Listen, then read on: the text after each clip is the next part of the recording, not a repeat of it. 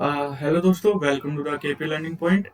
आज जो हम पढ़ने जा रहे हैं, यानी कि बेसिकली जो मैं आज आपको बताने जा रहा हूँ कि नेट और जेआरएफ के बारे में कैसे तैयारी करें। जो नॉर्मली नेट और जेआरएफ होता है, पोस्ट ग्रेजुएशन के बाद बच्चे करते हैं। अगर उन्हें अपना एक करियर बनाना होता है, एकेडमिक में पीएचडी करना हो या असिस्टेंट प्रोफेसर के लिए, तो नेट और जेआरएफ जो रहती है एक क्वालिफिकेशन रहती है। तो नॉर्मली अगर मैं आपको अपने बारे में बताऊं तो मेरा नेट और जेआरएफ क्लियर हो रखा है इकोनॉमिक्स पेपर में। तो ये मैंने जो अपना नेट और जेआरएफ के लिए किया था 2020 और 2021 दोनों में मैंने कंटिन्यूसली किया था। 2021 में मैंने अपनी नंबर बढ़ाने के लिए दिया था। तो जैसे कि मैं आपको बताऊं, जो थोड़ा सा बेसिक फंडा मैं आपको बता देता हूँ। पेपर वन और पेपर टू, दो इसमें हमारे जो रहते हैं, सॉरी,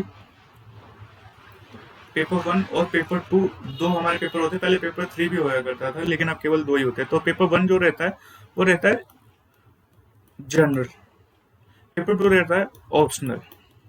आज जो नॉर्मली हम जो इस वीडियो में देखेंगे, जर्नल के बारे में देखेंगे। जो जर्नल पेपर होता है उसको कैसे अटेम्प्ट करें, और ऑप्शनल के में ऑप्शनल को भी कैसे आप टैकल करें, ये मैं आपको बताऊंगा इस वीडियो में। अगर होता है तो इसमें, वरना नेक्स्ट वीडियो में तो होगा ही। ऑप्शनल में जैसे कि मेरा इकोनॉमिक्स था, तो इकोनॉमिक्स का मैं आपको बहुत अच्छे से बता सकता हूँ कि कैसे तैयारी करें, और पॉलिटी का भी कुछ हद तक मैं आपको बताने की कोशिश करूंगा।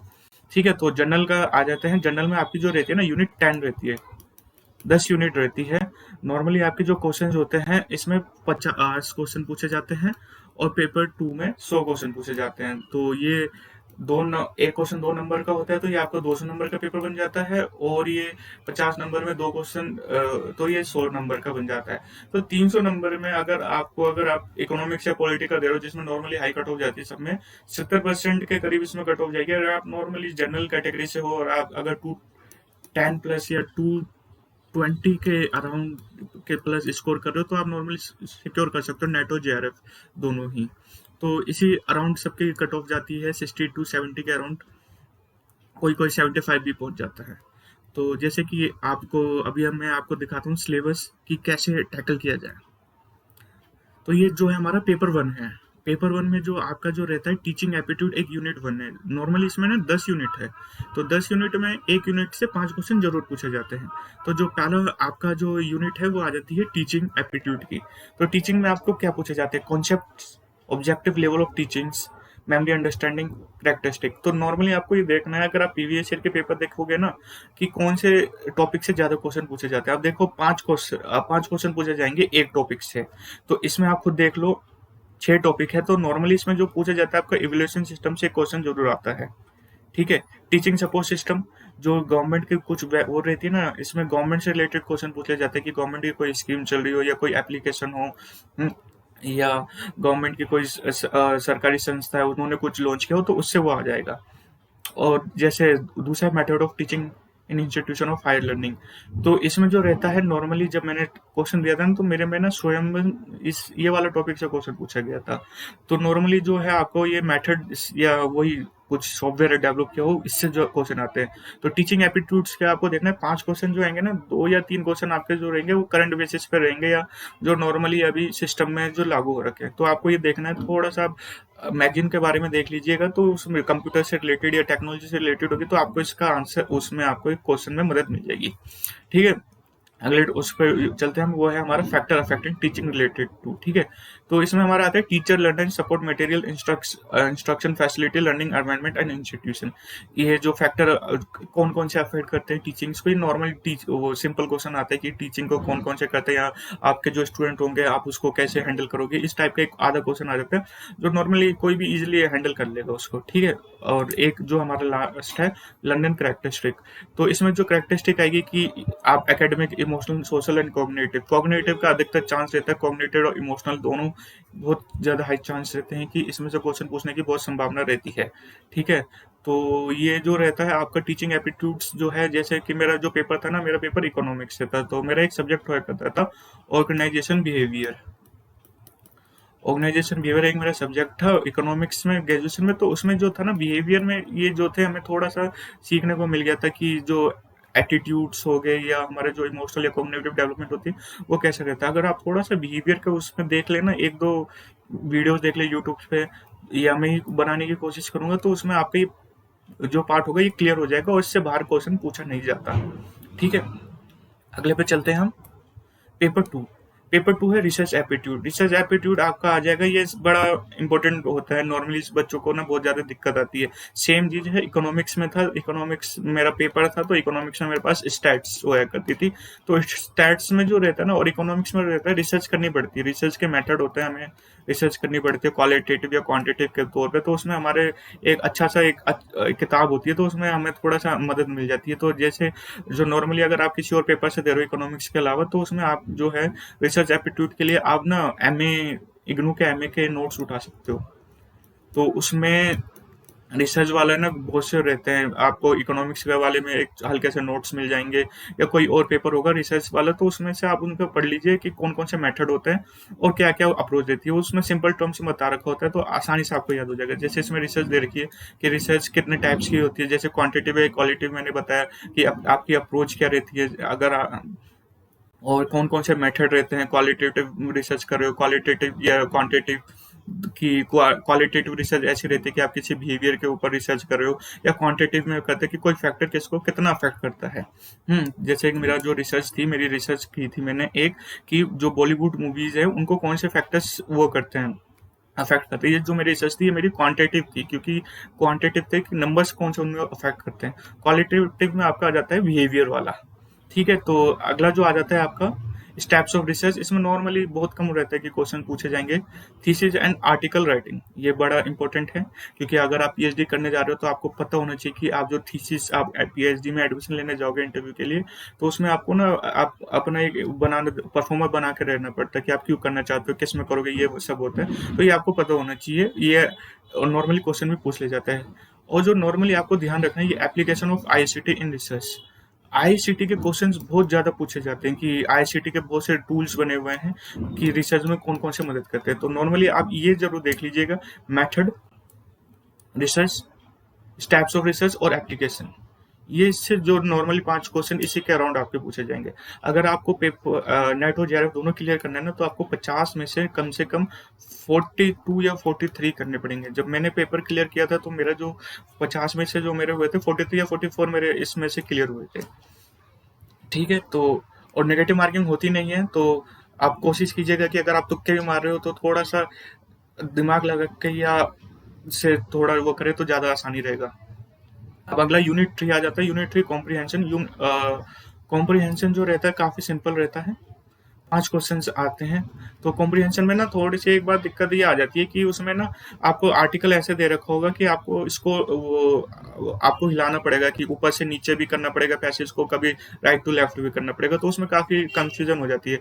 अब मैं आपको सजेस्ट करूंगा, अगर कॉम्प्रिहेंशन के आप क्वेश्चन करो ना, उसको पहले टैकल करो, क्योंकि कॉम्प्रिहेंशन के आप लास्ट में करोगे उसमें जो इनका जो रहता है डिस्प्ले, वो काफी खराब रहता है। मेरे बारे में मुझे ये हमें दिक्कत आई थी, क्योंकि डिस्प्ले की वजह से ना मेरे एक या दो क्वेश्चन इसमें गलत हुए थे, क्योंकि उसमें स्क्रॉल करना पड़ रहा था मुझे लेफ्ट और राइट और अप एंड डाउन। तो आप इसको ना नॉर्मली पहले टैकल करो, पहले टैकल करोगे आपका दिमाग फ्रेश होगा, तो आप इजीली इसका कर पाओगे। अगर लास्ट में करोगे तो काफी दिक्कत का सामना करना पड़ सकता है, क्योंकि इनकी टेक्नोलॉजी थोड़ी डिफेक्ट है, और ये मैंने फीडबैक भी कई बार लिखा है इनको यूजीसी नेट वालों को। तो इसका ध्यान दीजिएगा, कॉम्प्रिहेंशन को ना पहले अटेम्प्ट कीजिएगा। अगला हमारा यूनिट आ जाता है कम्युनिकेशन। तो कम्युनिकेशन का जो नॉर्मली रहता है बिहेवियर वाले में रहता है। अगर आप कोई बिहेवियर से रिलेटेड वीडियो पढ़ेंगे ना, तो आपको कम्युनिकेशन उसमें भी वो मदद मिल जाएगी। कम्युनिकेशन में जैसे मीनिंग्स हो गए, फॉर्मल इनफॉर्मल टाइप्स, ये सब रहता है। नॉर्मली ये ईजी रहता है। अब और जैसे वर्बल नॉन वर्बल की बात करना कौन सा है, इशारे करना, नॉन वर्बल, ये सब रहता है। तो ये इसका आप प्रीवियस ईयर के अगर पेपर भी देखे जाएंगे तो आपको इससे मदद मिल जाएगी, या प्रीवियस ईयर के होंगे तो उससे आप देख के कर तैयारी कर सकते हो। तो अगला जो हमारी यूनिट है वो है unit 5 mathematical reasoning and aptitude.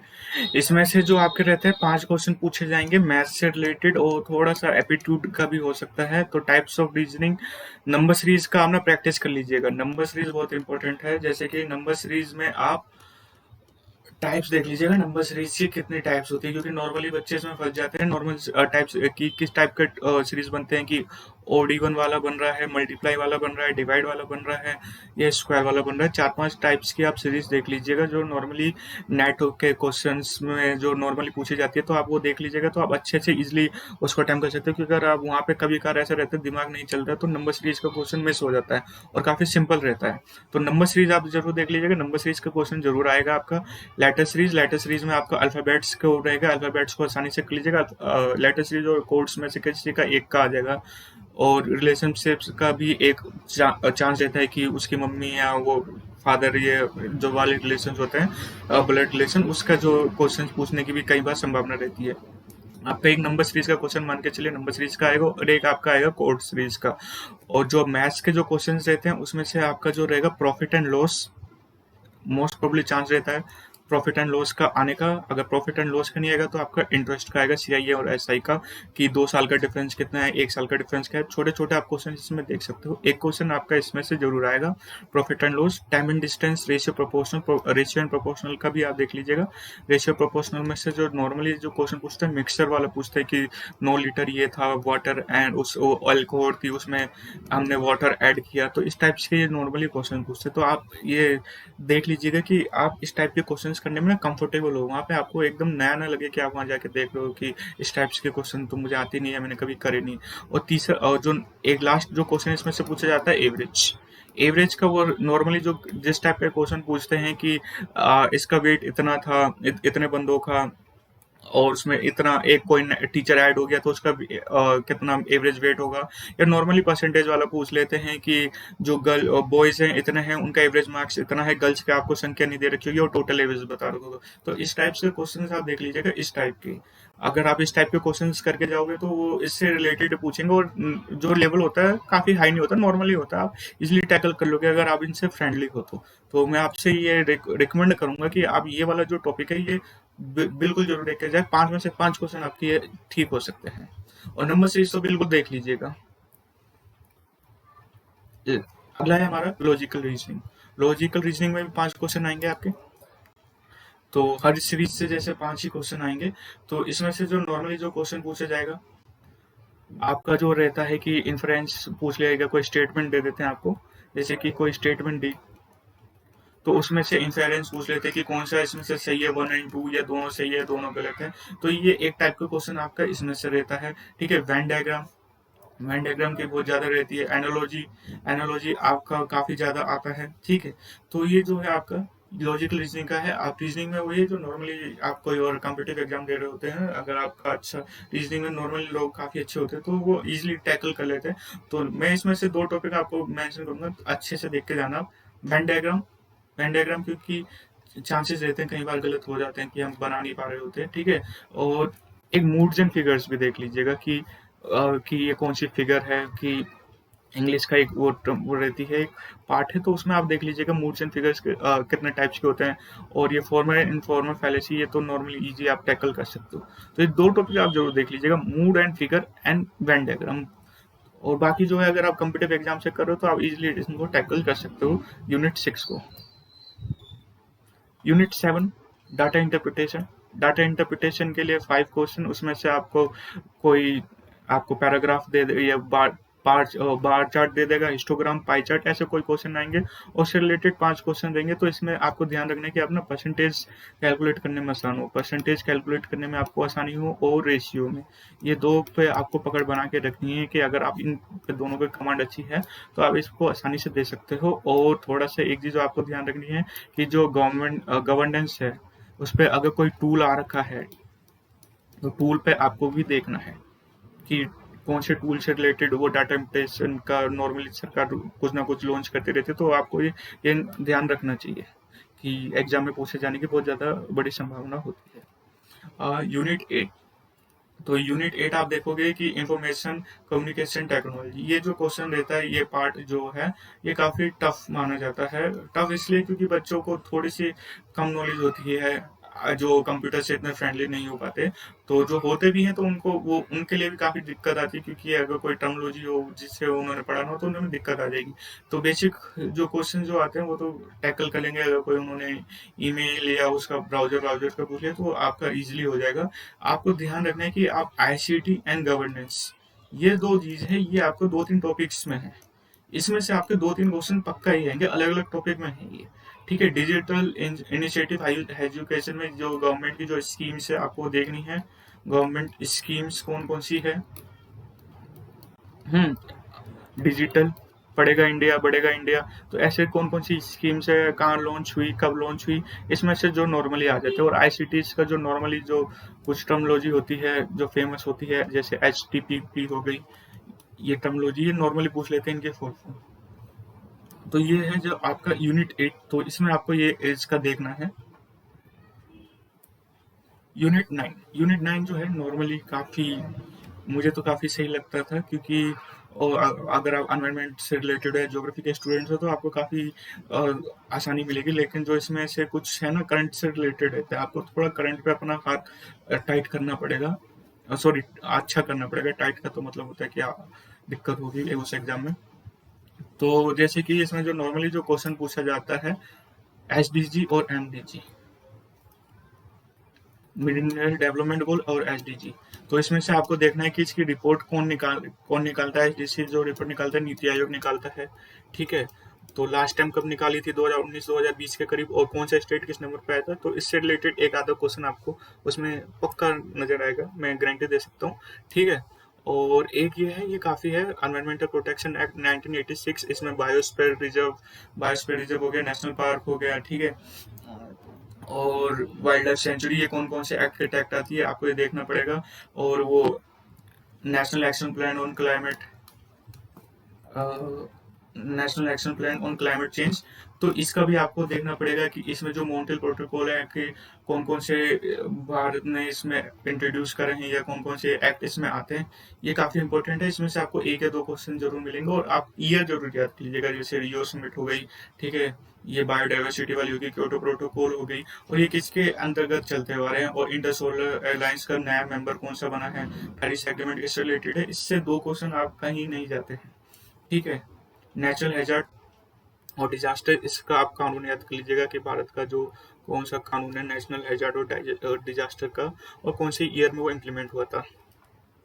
अगला है हमारा नेचुरल एंड एनर्जी रिसोर्सेज, तो इसमें डिफरेंट काइंड ऑफ एनर्जीज दे रखी है। तो इसमें से जो नॉर्मली मैं आपको रिकमेंड करूंगा ना, जो डिफरेंट टाइप्स ऑफ एनर्जी दे रखी है, इसमें से आप ये देख लीजिएगा कि भारत में सबसे ज्यादा प्रोडक्शन किसका होता है। सबसे ज्यादा वैसे सोलर का होता है। उसके बाद हमारा जो रहता है बाकी एनर्जीज आती है, और कौन से एरिया में कौन सा इफेक्ट रहता है, जैसे जियोथर्मल आपको लद्दाख जम्मू कश्मीर में नजर आएगा, सोलर आपको राजस्थान में सबसे ज्यादा होगा, विंड आपको तमिलनाडु गुजरात ऐसा रहेगा। तो आपको ये ज्यादा देखना है, और हाइड्रो का कि कौन कौन से स्टेट्स में कौन कौन सा रहता है, तो उसमें जो नॉर्मली रहता है। और ये है, ये भी काफी इंपॉर्टेंट है, impact of pollutant on human health.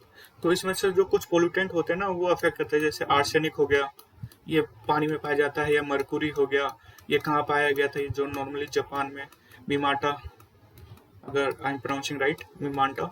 ठीक है, आर्सेनिक जो वेस्ट बंगाल में पानी में पाए जाते हैं। तो नॉर्मली ऐसे कुछ पोल्यूटेंट है जो पानी में पाए जाते हैं, और या रिसोर्सेज में पाए जाते हैं, जो ह्यूमंस तक डायरेक्ट पहुंच जाते हैं, तो उनके हेल्थ पे काफी हजार्डस होते हैं।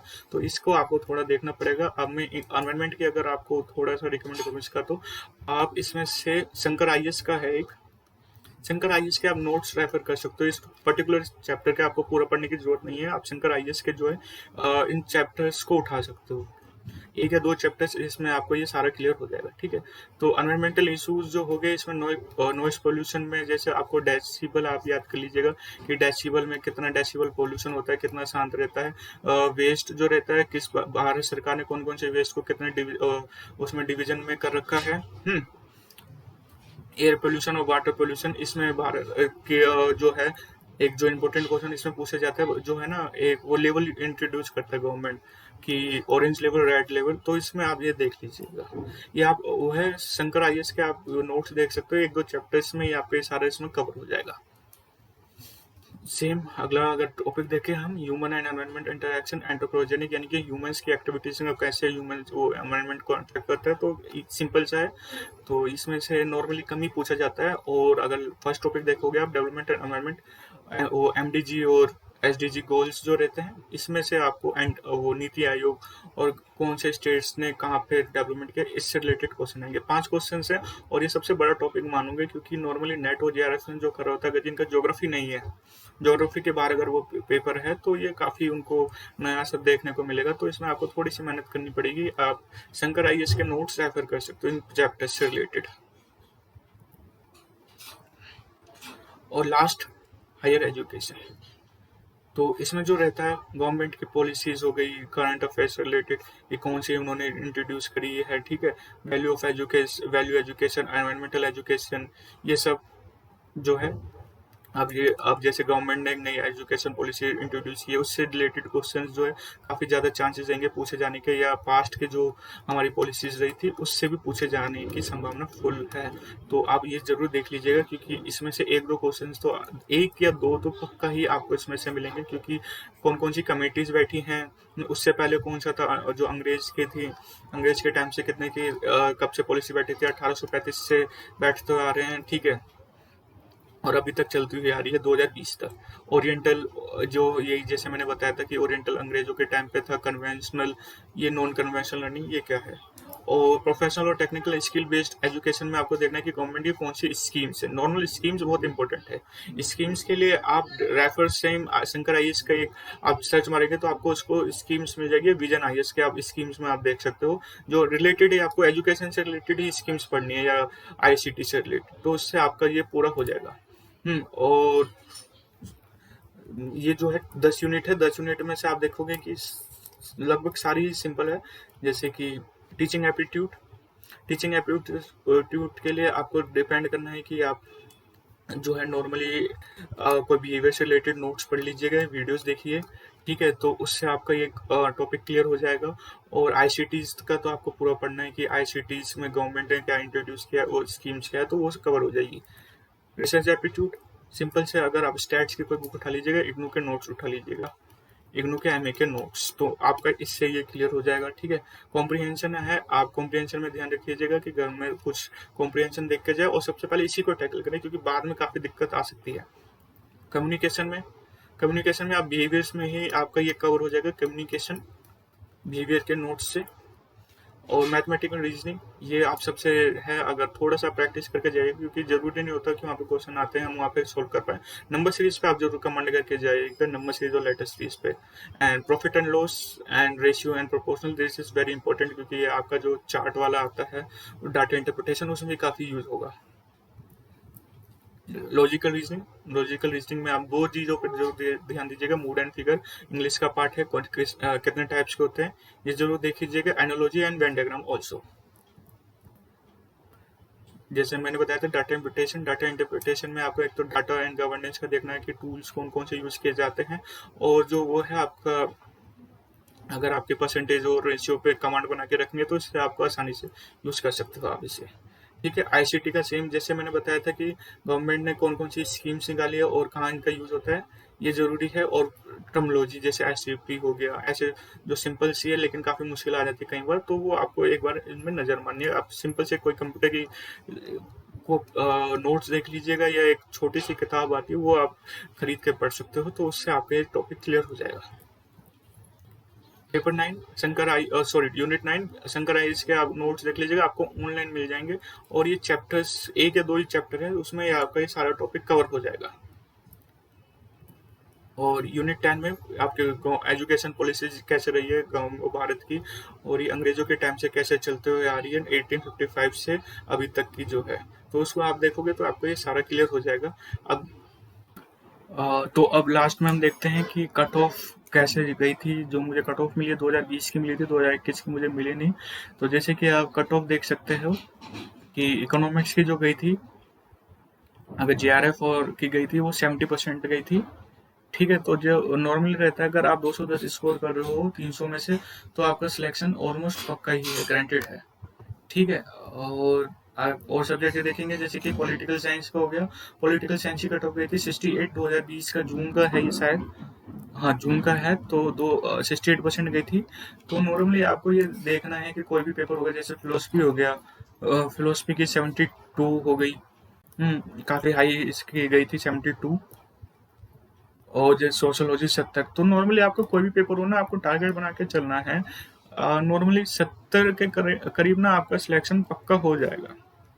अगर आप 70% स्कोर कर रहे हो तो 70% में आपका स्कोर वो हो जाएगा। 210 का आपको टारगेट बना के चलना है, जिसमें से आपको जो है 70 वो यानी कि 80 से 90 नंबर, जो 80 या 85 के करीब ना आपको उसमें से लाने हैं पेपर वन में से। तो पेपर वन का मैंने बताया था कि आपको कैसे उसको अटेम्प्ट कर सकते हो। तो अगर आपको वीडियो पसंद आई हो तो प्लीज़ लाइक कीजिएगा, सब्सक्राइब कीजिएगा, और जल्दी में पेपर टू जो इकोनॉमिक्स और पॉलिटिका होता है उसको लेकर नई वीडियो लेकर आऊँगा। तब तक के लिए साथ बने दीजिएगा। Thank you.